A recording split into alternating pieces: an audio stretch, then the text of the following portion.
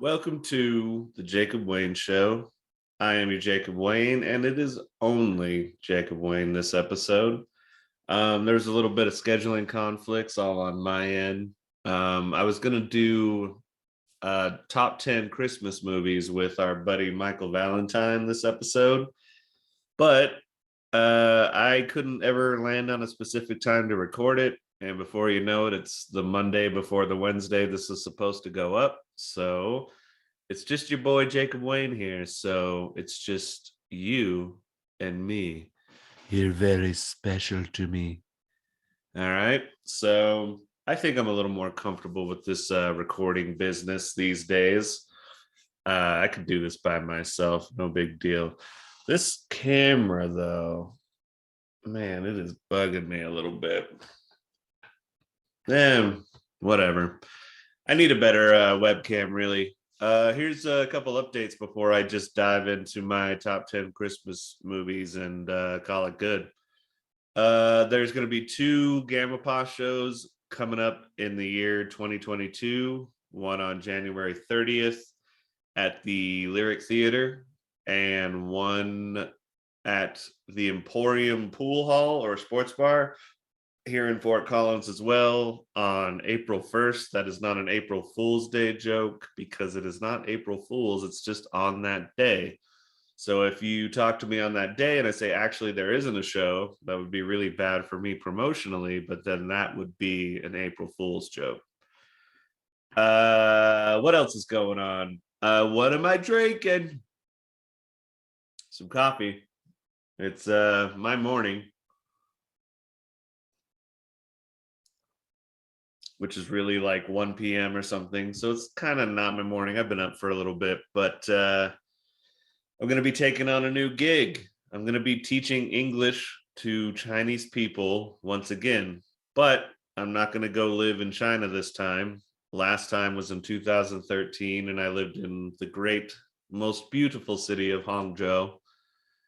And while it was a wonderful experience, and I can't wait to go visit again, it was kind of hard because I couldn't work on music or art quite as easily. I maybe could have worked on art a little more, but it was very busy and just not totally how I would prefer to be going about my business. So now I'll be teaching English online and can kind of shape that around my schedule. So I'll be still doing art, still picking up random work gigs like hammering nails into wood around Fort Collins. This podcast, this should be continuing to come out on Wednesdays. But I'll be on Beijing time for Monday through Thursdays. So if I remember correctly, they're kind of trying to do these lessons after they get out of school. It's going to mostly be students, but some adults. And essentially, I'll be working from 10 p.m. to 3 a.m. in the morning. Now, that might sound crazy to some of you, but if I'm left to my own devices, I pretty much go to sleep at 3 a.m. anyways. So it's just going to kind of be weird in the sense that I'm putting work right up until I go to sleep. And I've kind of done that with painting, but it'll be a little bit of an adjustment, and I'll have to figure out recording this. We'll definitely have Kellen on as the main co-host plenty of times, but there might be a couple more episodes like this where it's just me yammering at you and not knowing exactly when to stop because I don't have somebody on the other end to call and respond with me. but you're gonna get to know what it's like inside of my own head a little more. And I think that that will be beneficial for not only you, but perhaps me as well. Um, yeah, I am looking extra pasty today. I'm like catching myself in this. You know what it is? We just switched out the video card of my computer because we're testing to see if our buddy Shocky's card is working properly. And so that's what it is. Extra detail. Never a friend with me. I don't know. I'm looking pretty sharp. Just the lighting isn't my favorite. All right, let's move on. Any good eats? Not really. It's a pretty standard week of food, so we'll just move right beyond that. New music releases. All I can say is go check out that new Big Dumb Face record by Wes Borland. Christmas in the Cave of Dagoth. That is Dagoth. Dagoth. Part 3 of a sort of loosey-goosey trilogy of Duke Lion. The first album was Duke Lion Fights the Terror. The next one was Duke Lion is Dead. Or yeah, Duke Lion is Dead, something like that. I don't have it pulled up yet, so we'll just move along. But go listen to all 3 Big Dumb Face records. This is Wes Borland. You might know him as the guitar player of Limp Bizkit, and you'd be like, "What, Limp Bizkit?" But Limp Bizkit is pretty cool. I'll never say it isn't dumb because it's definitely dumb, but it is cool. But Big Dumb Face is kind of like where you really see Wes Borland shine and be the true creative that I think he is. And it's inspired by people like Mr. Bungle and Ween and all that. So that's really all I got. If you use Spotify, though, actually, that is something. And I will pull this up. I have made a Christmas playlist. I believe it goes by Jacob Wayne Christmas. Yeah, Jacob Wayne's Christmas playlist. I might throw on a couple more tracks, but essentially, it's 32 songs and it's great for the holidays. So throw it on. Christmas with your family, everything like that. I think you might be surprised by some of these songs. Some of them you won't be. And if you really want to get it going with your family, look up my Trash Candy playlist that's also on Spotify. So that's going to be music. I'm going to save some of these articles for the next episode that we do with Kellen, because that should be good. I can kind of split the duties of reading them a little bit. So, video games. We've been playing New World. That's still rocking. It has a lot of bugs and flaws and stuff, but they're working them out. They're making it more fun. Maybe I'm just really enjoying it because of the crew I've been playing with. Good group of people. Let's see here. Shout out to Lou Sassels. He's a good player in the game. Shall we just get into the top 10 and perhaps call it good? I think so. So let's find this Chattin Movies song. I can do this now. Take a sip of coffee while this plays.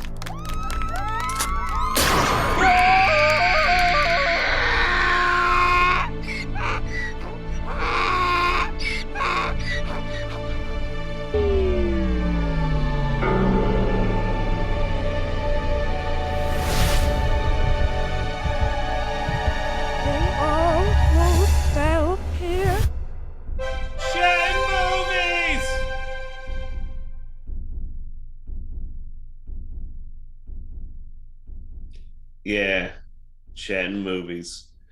Well, let's see here. Real quick, maybe some movies that I've been watching before we get into this top 10 list.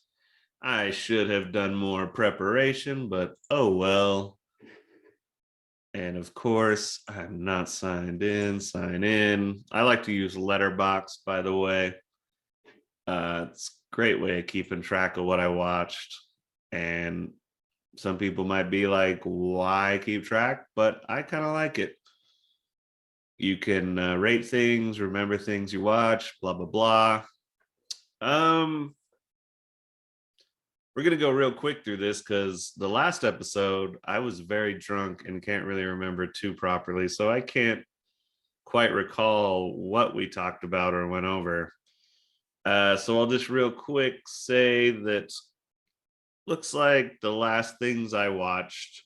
I know we talked about The Matrix. Still haven't watched the sequels, and the new one's going to be coming out the day this episode comes out, I think. So, oh boy, better get on that. But watched the It miniseries from the 1990s that more and more I think is superior to the new one that came out. Watched Quentin Tarantino's Jackie Brown, which is really underrated movie from him, but it is a little long. Perhaps doesn't have as many thrilling moments as his other movies, but it's a really solid little crime caper. Dumb and Dumber, Dirty Work, Wedding Singer, The Mask, Rush Hour. All 90s comedies and all pretty great in their own little way. I like them all, but Dumb and Dumber, The Wedding Singer, Dirty Work, Rush Hour 2 are a little dated. Rush Hour is maybe the most dated out of all of them, but there's that whole weird slapstick 90s humor thing that just you don't see anymore. And sometimes it's like, wow, that was wacky and hilarious. And other times you're like, that was just gross or silly. Matt and Trey from South Park fame, they used to call those like derp jokes, like when somebody just like walks into a wall and like derp. And then derp kind of moved into the lexicon, and I think a lot of gamer kids use it, and they didn't even realize that that came from South Park. So The Mask, though, really holds up. The music was excellent, and I'm talking like the score to the movie. Like, yeah, it had a really good soundtrack, which kind of made swing music popular again for a minute in the 90s. But no, yeah, it's the score. It's like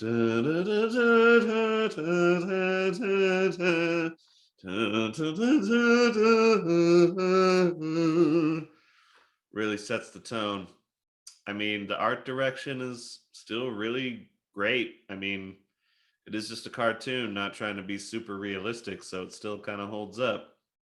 Uh, then I also watched another Tarantino movie, Reservoir Dogs. Um, yeah, classic, one of his best, and it's just impressive for how low budget it is. And you're gonna bark all day, little doggy, or you're gonna bite. That's the line that stands out to me about that. Or when he's like with the ear, like, hello, hello, can you hear me? What a creep. Dirty Work, though, got to go back a little bit. Once again, rest in peace, Norm Macdonald. I got to do a tribute painting to him. I like to do these tribute paintings to stand-up comedians that have passed away. I needed to give it a little bit of time, though, just to kind of cope with the fact that he's gone, and also not feel like I'm capitalizing on it. Like, because I do sell them, but as far as the tribute pieces go, they're not really done to sell. Like, I will sell them because that's kind of my job, is to be an artist and whatnot. But yeah, I still got Greg Giraldo hanging on the wall. I think I might be one of the biggest Greg Giraldo fans, you know. He's like one of my favorites. And Norm Macdonald, like in terms of like pure essence of funniness, like a man who just he seemed to be like a comedy entity, like personified. Yeah, he's just one of my favorites. I would almost say he's my favorite comedian. I don't know if he's my favorite stand-up, if that makes sense. It's just his particular sense and style and rhythm with comedy, whether it be movies or books or interviews or just talking to people, whatever. He's my favorite. I hope that makes sense. But stand-up is still probably Patrice O'Neill Also, rest in peace. And with that,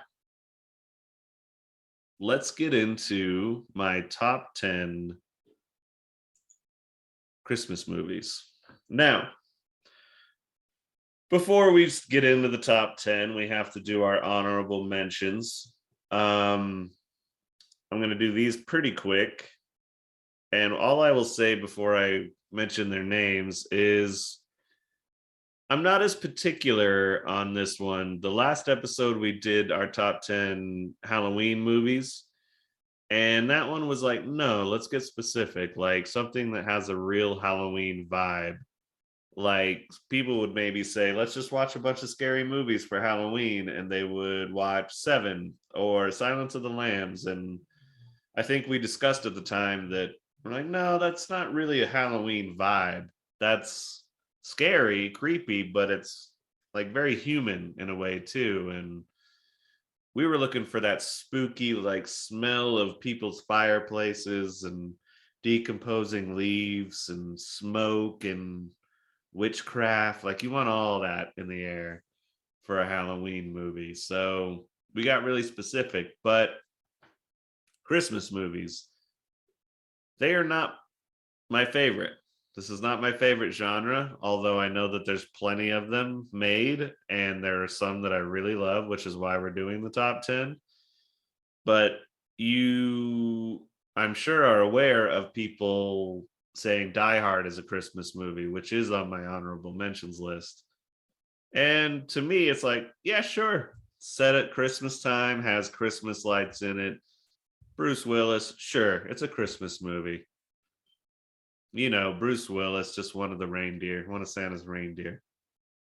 Yeah, I'm a lot more loosey goosey with what makes a Christmas movie, because what makes Christmas for me is not the gift giving, not Jesus, not even really Santa Claus. It's sitting in a nice, cozy house when it's cold with your family and friends, maybe having a little bit of eggnog, a little bit of rum in your eggnog, a little bit of treats and candies, a little bit of rum in your treats and candies, good food, a Christmas ham, maybe a good old rum ham. And you're just getting toasty, hopefully smoking a little bit of weed. And you're watching just comfortable, cozy movies that are like a good time and not scary and not stressful. Although there are some pretty good crossover, creepy Halloween Christmas movies. But and everybody has cool lights up. So it's nice and colorful outside, cast upon hopefully some snow. I will deviate real quick to say that Colorado is still in a record breaking year of no snow. We have not seen any snow yet. Although some people said that there was a little bit in the morning, but I think that was frost. Otherwise, why would they be saying this? But all I know is when I woke up that day, I didn't see shit. So no snow. And that's nothing to be concerned about at all. So let's get into the honorable mentions. I'm going to run through these real quick and then kind of point out why they're on here. Batman Returns, Kiss Kiss Bang Bang, Die Hard, Christmas Carol, but the one with George C. Scott, Trapped in Paradise, and Gremlins. Gremlins. I watched that during my October movie fest, and I got quite the social media beating about how it's a Christmas movie. Like, what are you doing? That's not Halloween, that's Christmas. And I was like, well, it's like, creepy little monsters running around. But as I watched it, I was like, yeah, this is a little more Christmassy. But it's a fun little mischievous horror slash Christmas vibe movie. It defies genres sometimes. And that's what's really great about it. So I figured I'd mention it, and I do love the movie, but it's not top 10 as far as my Christmas movies go. Trapped in Paradise, I only put in my honorable mentions so I would watch it. The reason why, like why, there's so many other ones that you would maybe throw in there. I threw in Trapped in Paradise because one of my best friends growing up was Steve Cook, and he loved this movie, and I just never watched it with him. But I remember him mentioning it a lot. Had it on VHS and just never got around to it. So I need to watch it. apparently it's a good Christmas movie. I already have two basically like Christmas Carol movies in my top 10. So I figured why put in a third, even though it's kind of close. But the Christmas Carol with George C. Scott, I mean, if you want like old school, creepy, good acting, kind of, yeah, it is creepy. Jacob Marley and the ghost of Christmas Future. Really creepy stuff. But oddly enough, this comes from the actual book. I need to read the book again. It's been a long time since I've even like read part of it. The Ghost of Christmas Present, which so many iterations remember that character as like this jovial Santa Claus type person. But in the George C. Scott one, there's this really creepy scene, which I think is in the book. He like opens up his robe to show starving children underneath his robe. And yeah, it's a really creepy scene. They're all emaciated. And he's basically making a point to Scrooge, like, oh yeah, you having a good present right now? How about these kids? See what's going on with them? Selfish prick. When I was an English teacher in Hangzhou, we would do a Christmas lesson when we came into December.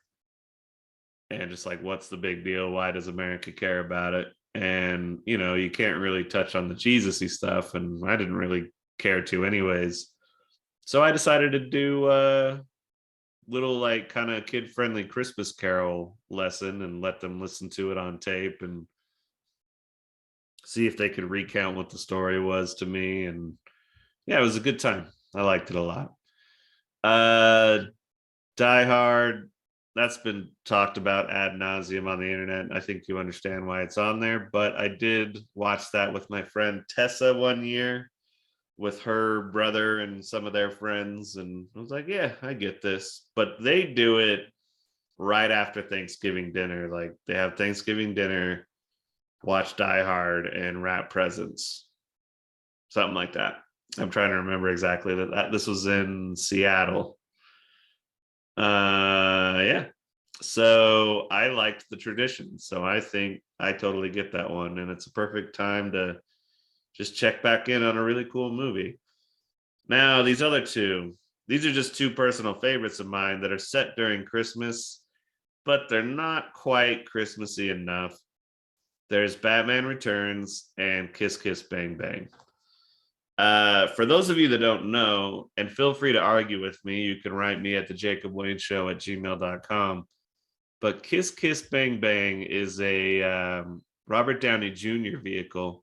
And it's also one of Val Kilmer's last films before he lost his voice. He didn't lose his voice. He just has to use the little mechanical thing now. So his voice is very different. But Kiss Kiss Bang Bang, it's written and directed by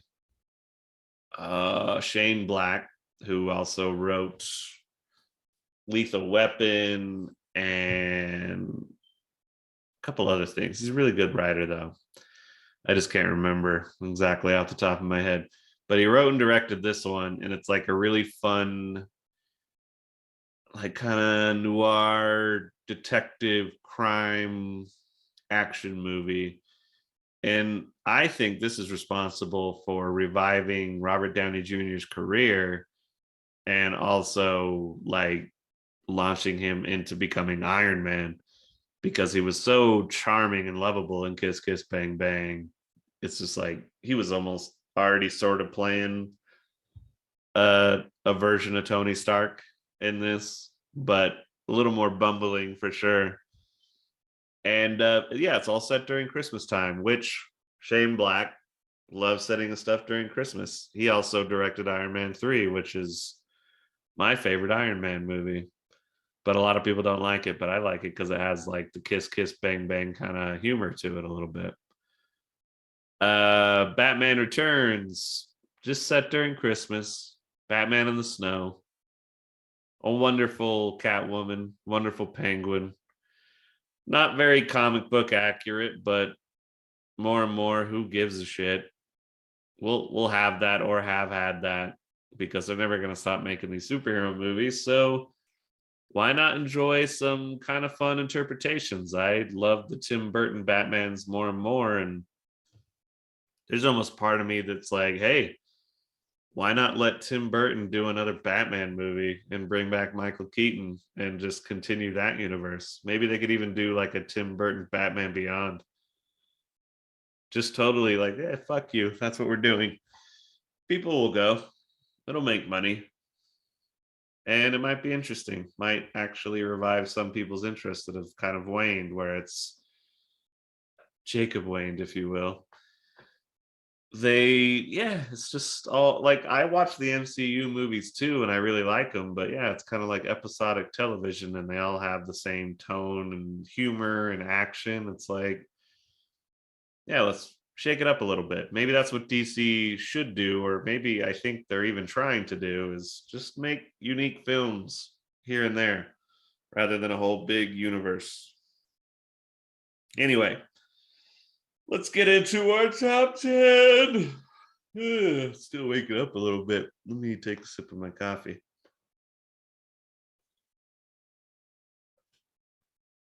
So, number 10, Jingle All the Way. This is the one with Arnold Schwarzenegger and Sinbad. I don't feel like it's very important to point out the director because there's nothing about the directing style that really stands out to me. This is just a really stupid movie. And there's nothing better than a stupid Arnold Schwarzenegger movie. And if you add the Christmas element, it's just this is one that I tried to talk my friends into doing like a drinking game with one Christmas ago and almost made it happen, but you know, we ended up watching other stuff. But I think this is just a lot of dumb fun, and I had kind of a hard time filling out my official top 10 Christmas movie list. So why the hell not? It's at 10. Do I like Batman Returns, Kiss Kiss Bang Bang, Die Hard, Christmas Carol with George C. Scott, Gremlins more than Jingle All the Way? Yes, but only in a certain kind of way. This is like the most pure, official, stupid, fun Christmas movie that there's no other reason to throw it on than, hey, it's Christmas time. Let's see Arnold fight over a toy with Sinbad.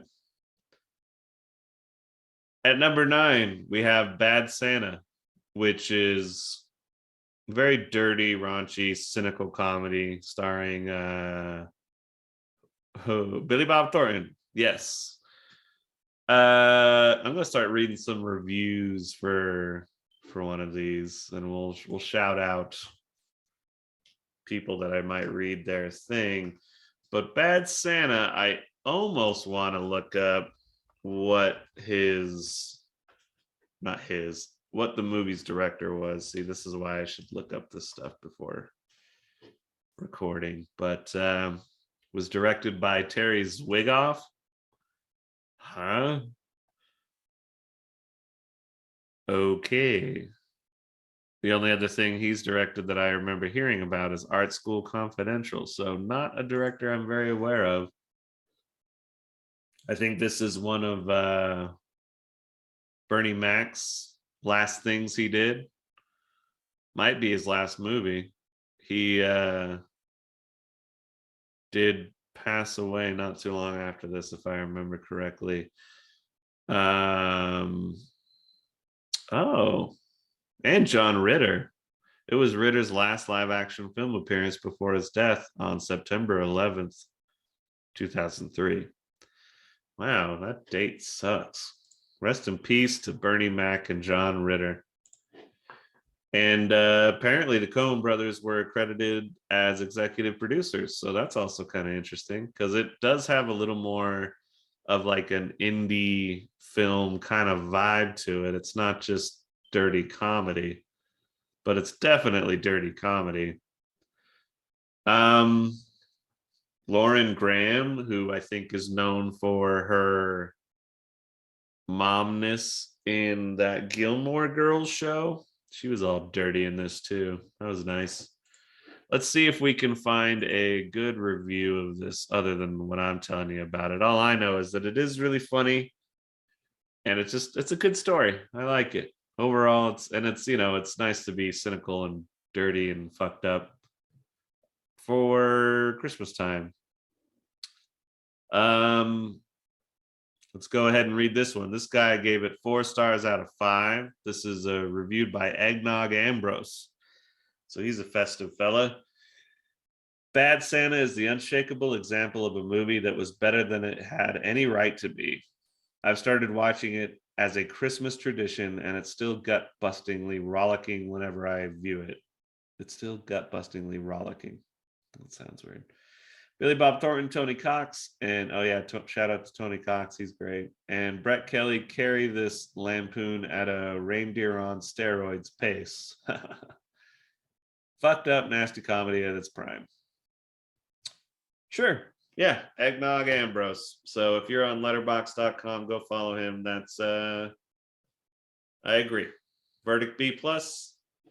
I agree as well. I don't know if I give it a total like A, but it's definitely a B plus. I kind of like I don't know.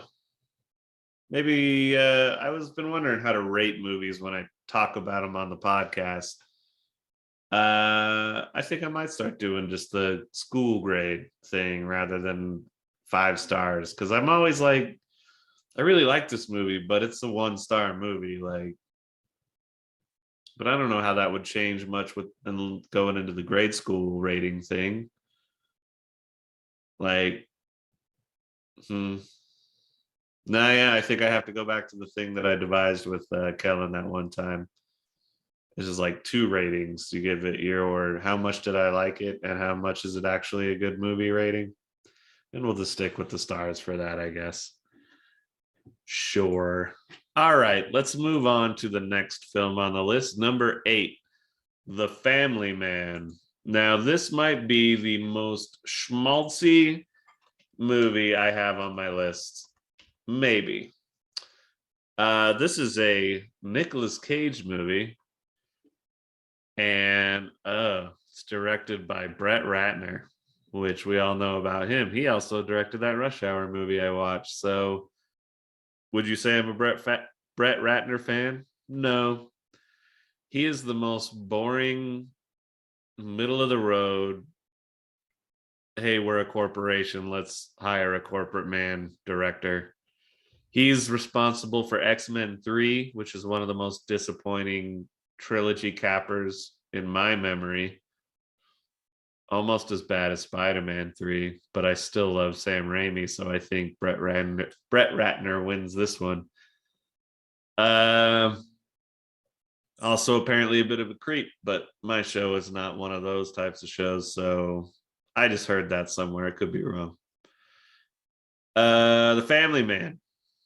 It was released in the year 2000, and I remember being, how old would I have been? I would have been 14 years old, young and impressionable.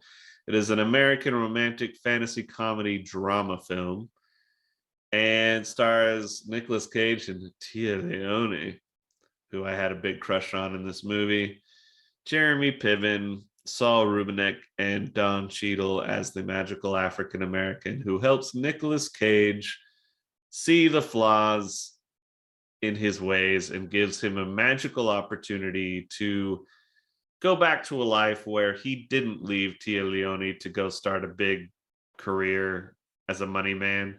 He stayed in their small town and worked at her father's, I think it's a car dealership. It's been a little while since I've seen this. And he learns the value of being married and having kids and all that stuff. And now listen here. Speaking to you as 35-year-old Jacob Wayne, the concept of marriage and kids, I like the idea of marriage, of maybe having a partner that I could kind of like do this thing with. Having sex again would be nice. Yes, that would be nice too. But there's a lot of baggage that comes with that. And yeah, it's got to be the right person. You're not just going to jump into it just because you think you should. Utah. And having kids, I think that's a no-go. I don't think I want to have any kids. But if I meet the love of my life and she already has kids, yeah, that might be kind of nice. I could skip the whole baby phase. Like, I don't really want that at all. I've lived with babies, and while I still love some of those babies and think they've become great people, I didn't like that phase at all. And sure, maybe it's different when they're your own, like a lot of people say, but I also read a lot of women that don't want to have kids and they're like, look, motherfucker, I don't want to have kids. And quit telling me, oh, just have one and you'll love it. Like, no, not everybody will love it just because. Some people shouldn't be parents. And I think I could be a really cool show up kind of in the second to third act stepdad. Being a dad, waking up early to take care of the baby. I don't know. I don't think so. I'm getting off track here. But when I was 14 in the year 2000, I wanted nothing more than to get laid, have the love of my life. I've never been. I think I'm a pretty monogamous guy in general. I'm pretty excited to get into that phase where you're like sitting in pajama bottoms, sitting around snuggling, eating treats. Do the mundane thing like Saturday morning, go to like Home Depot to get a couple things to do some yard work. Like, I like that shit to a degree. Not all the time, you know. Sometimes I gotta be like, hey, I gotta go get drunk with the boys and get fucked up a little bit. But yeah, I don't know. At the time, it made my heart ache. I was like, I get what this movie's trying to say. It isn't all about the money, it's about the people you create and share memories with. And for that, it's a very sweet, tender movie that can still kind of get to me. And it's also interesting to kind of see Nicolas Cage awkwardly stumble through, what? I'm a married man. Huh? What? That's my Nicolas Cage. All right, so let's move on. This one could be pretty quick. This is number 6 and 7. Home Alone 1 is 6, Home Alone 2 is 7, and that's pretty interchangeable for me. What could I say about Home Alone that hasn't already been said? Kevin McAllister's, he's going to be a serial killer. He is going to kill, and it's just a matter of time. And that's what's so enjoyable about this family-friendly caper, is just how cynical and sadistic and weird it is. I still love John Williams' score. The whole intro song is like like creepy Christmas music. I think my buddy Jeff pointed that out to me once, and it really stuck. That song, I believe, is on my Christmas playlist, by the way. So enjoy that. Jacob Wayne's Christmas playlist. Um, Tim Curry is in it. Wonderful Tim Curry. Yeah, I guess I don't have much else to say about it, that like otherwise I'd just be repeating things you already know. But I will say this. One of the funniest things to me in the movie is the first one where Kevin's cousin is like, quit drinking so much Coca-Cola, you're gonna pee the bed again. And then he like turns and looks at Kevin all sadistically, and he's just raising his eyebrows like, I'm gonna pee on you. Oh yeah, it's coming. It's just like, what a fucking creep. And I love that. And speaking of fucking creeps, Donald Trump shows up in Home Alone 2. And there was like this petition not too long ago when he was still president that was like, I mean, he did it. No. When he was still president, they were like petitioning to have him removed from the film. And I'm like, no, no, no, no, no, no, no. We have to remember what a buffoon that man was before people elected him. He was a buffoon on late night television with Letterman as a guest, not just somebody that they made fun of, but like He was an ass at Home Alone 2. Not as bad as some other things. Like he just kind of says, "Oh, welcome to the," and he just walks on. He's just like a brief cameo, but you're like, no, yeah, that's who it was. He was a douche that made cameos in movies and was an asshole on late night television, like, and then became a reality TV star. Shitty real estate agent kind of guy. Whatever. Uh and hey, just so I'm being fair and balanced, I think in the movie First Kid, no, maybe it's Blank Check. Either way, there's like this lame Bill Clinton tape, like, "Hey, did you find my saxophone under the bed?" It's like, it's awful, stupid. And I think a legit criticism made on Obama somewhat is that he schmoozed with Hollywood and doing little, like, I don't know, showing up on Two Ferns to try to be cool and likable, and it kind of came off as a little like, you're getting in, you're kind of rubbing up with Hollywood a little too much, and I get why people find that a little bit gross.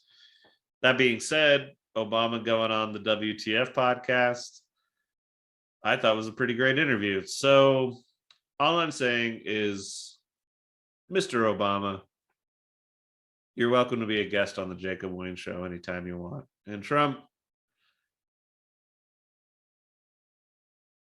we'll talk about it. Number 5, A Nightmare Before Christmas. Is this directed by Tim Burton? I know he at least produced it. A Nightmare Before Christmas. Is it the or a?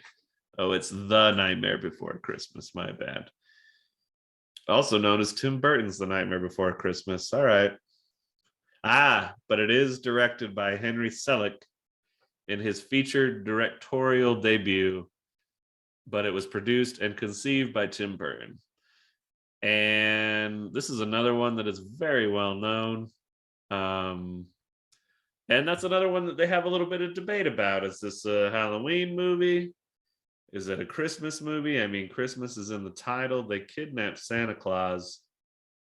But yeah, it's got a lot of Halloween in it. I mean, it's mostly takes place in Halloween Town. So I have always argued that perhaps this can be a Thanksgiving movie. I don't know. But I will say this, that if you go to that one scene where he escapes Halloween Town or just leaves it, he's like in the forest, and there's all the different trees with the different holidays, and they have the different holiday doors. I remember as a young boy, I was like, man, I want to go inside every single one of those trees and see what each land is like Easter land and Valentine's land, like.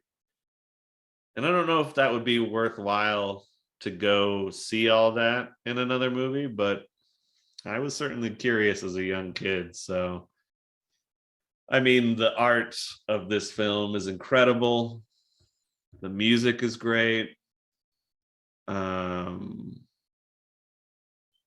Yeah, I don't know. It's just a really good movie. And yeah, so it goes on the Christmas list, I think. There's actually a band that was one of my favorite bands growing up, and my listenership has waned a bit as I get older because my tastes change. But I was always a big fan of Korn growing up. They do a fun little cover of Kidnap the Sandy Claus. And I think that was the first song that they recorded with their new drummer when their original drummer left. And when that song came out, I was like, that was like a blending of two things that I never pictured blending. And it was a great introduction to a wonderful drummer. So Ray Luzier, Luzier. Yeah, great, great song. Go listen to it. And I might have to throw that on the Christmas playlist. I don't know. Yeah, I might have to do that. All right, let's move on to the next one. Number 4 is Elf, the Will Ferrell holiday movie, which, as I get older, another thing that I have a bit of a waning fandom of is Will Ferrell. I used to be able to watch anything he put out and just love it. And as I've gotten older, I'm like, Ballad of Ricky Bobby, Semi-Pro. Like, I can watch them if I'm in the right mood, but I'm not always in the mood for that. And I think it was the guys in Red Letter Media when they were talking about like any Will Ferrell movie, you can just time jump to any part in a Will Ferrell movie, just random, and chances are you're going to land on him yelling, just yelling about something. And, obviously it's a joke, but it's not too far off. I tried it and it worked.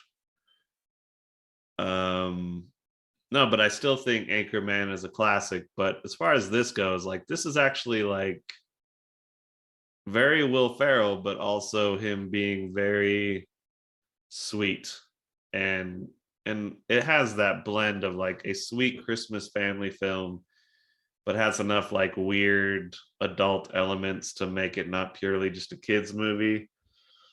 And it was nice because I think at the time when it came out, um, it's there hadn't been a really good Christmas movie in a while, and I think there was like Tim Allen's The Santa Claus, which I loved as a little kid.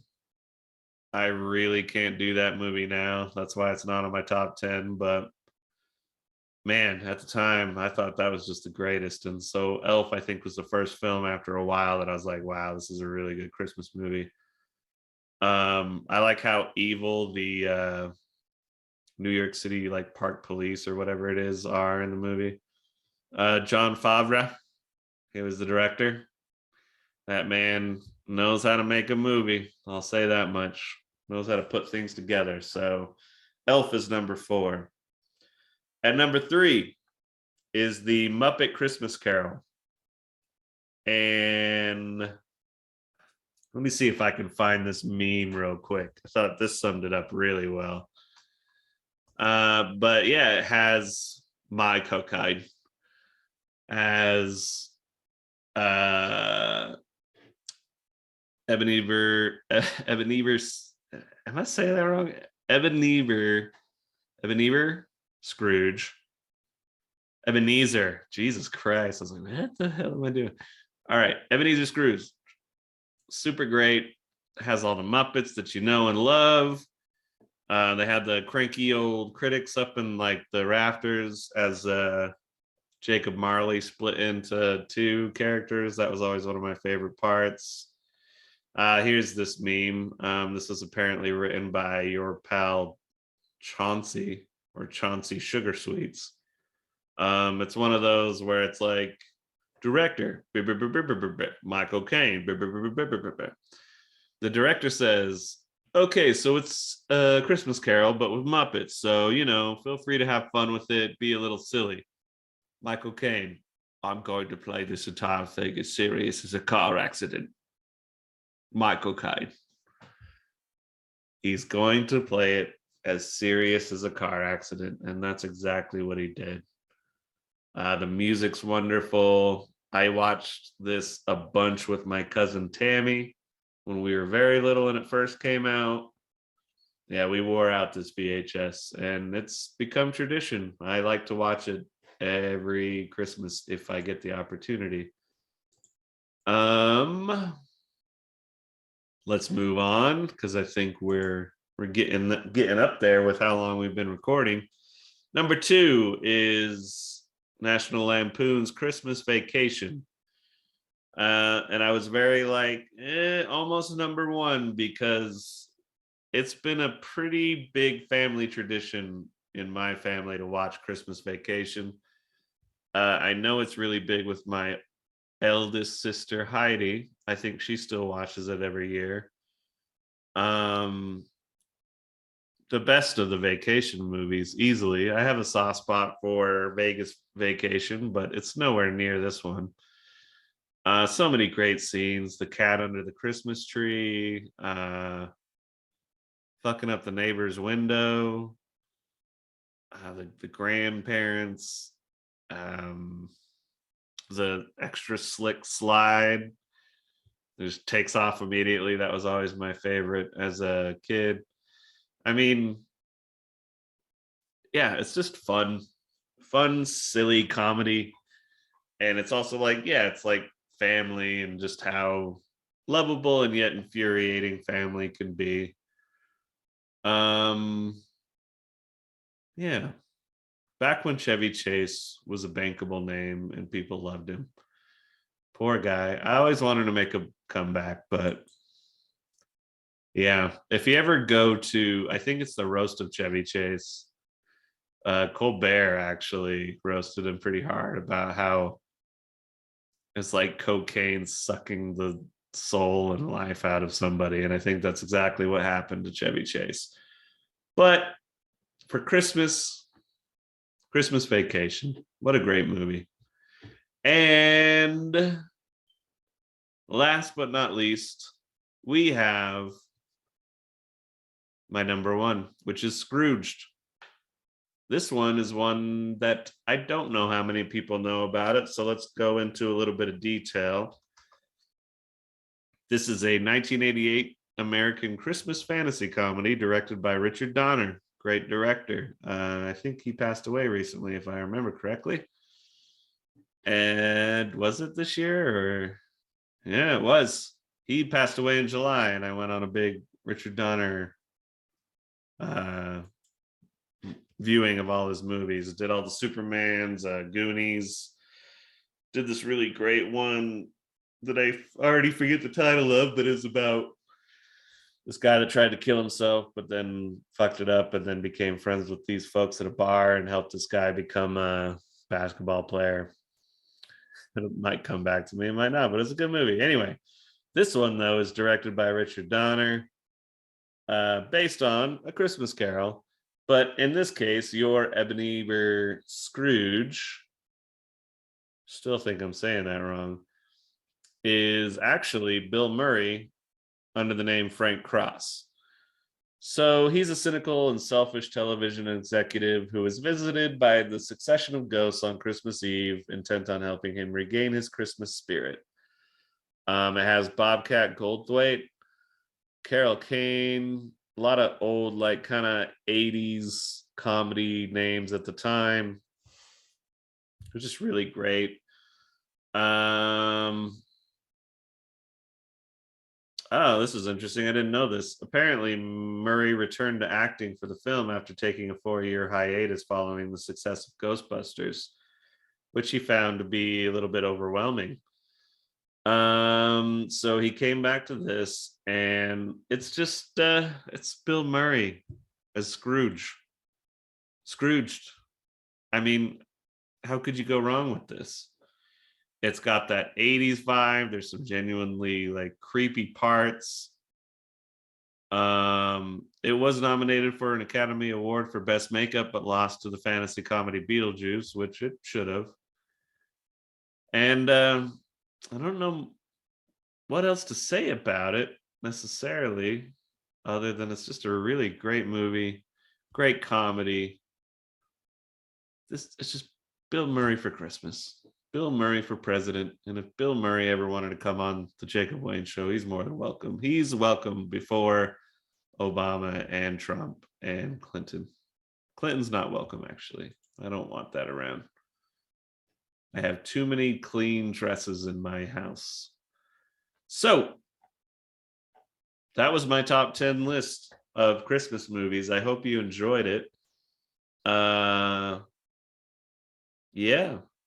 Let me know if you enjoyed these solo episodes, because in some ways it's easier to record these than like scheduling it with everybody else. And once again, that's my bad. I'll get you an episode with your sweet Michael Valentine soon enough. But yeah, I think people have been running around trying to figure their lives out for the holidays, especially this year. Stay healthy, stay safe out there, and happy holidays and Merry Christmas. Ta-ta! Thank you for listening to The Jacob Wayne Show. If you would like to contact us, please write us at fakoshka@gmail.com. That is FAKOSHKA@gmail.com. You can find us on Spotify, iTunes, and YouTube. Simply search The Jacob Wayne Show and it should pop right up. Make sure you like and subscribe and leave a review and share this podcast with your friends. Please write us. It helps add content to the show and makes the show even better for you, the listener. Thanks for tuning in.